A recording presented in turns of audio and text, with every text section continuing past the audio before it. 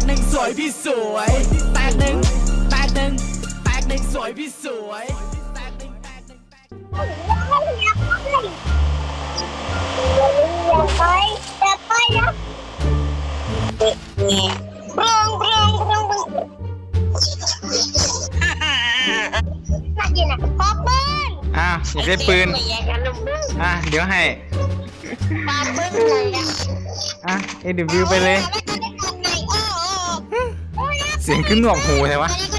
ดังไม่อยู่สีแดงเลย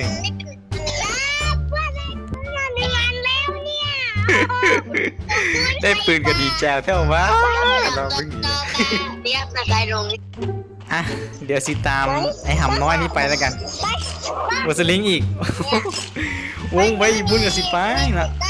เพื่อนตามบอมด้วยอ่ะกลับไปไหนจะลงทำไมตรงนี้ของเยอะนะในบ้าน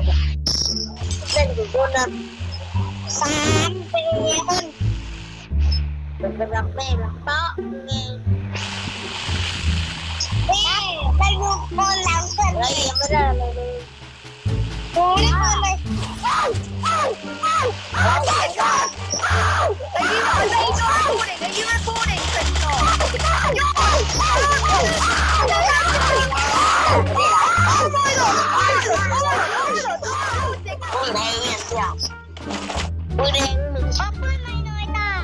ฮะ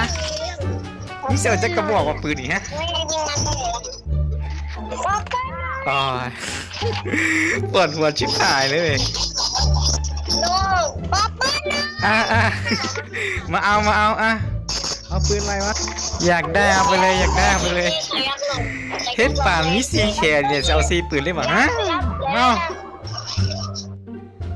เราไม่ได้ยินข่อยละ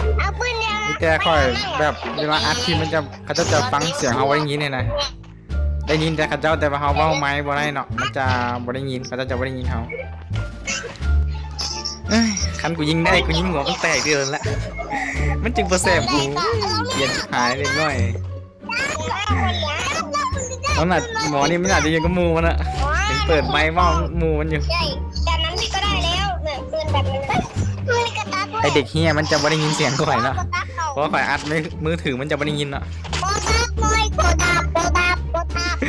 บัดนี้เบาปืนสิว่าเอาดาบัดนี้มาเอาเด็กได้มาเอาเลยเพื่อนได้ทุกอย่างเฮ้ยว้าวเพื่อนได้อัพทุกอย่างมึงต้องดีใจขนาดนั้นเลยวะไปข้างหน้ามีคนฮะจังหวะนี้บนอยู่กับหมอฮะแล้วปวดหัวเว้ยอ้าวนั่นไงไปเลยชาร์จเลยกระโดดตั้งไอวอโดดเข้าไปดึกระเบิดใส่หัวเอาไปยิงมาดิครับโอ้ยมันมีงูนะเอาตัวนี้ให้ได้โอ้ยเด็กเฮียมันสวยอย่างกูได้เลยวะกูบอกชิเป็นชิไก่นะไอหำน้อยมาช่วยพี่หน่อยเอาไงหัวเตะใช่ไหมแต่ทีหนึ่งงงหมอห่างพูดเรื่องอย่างนี้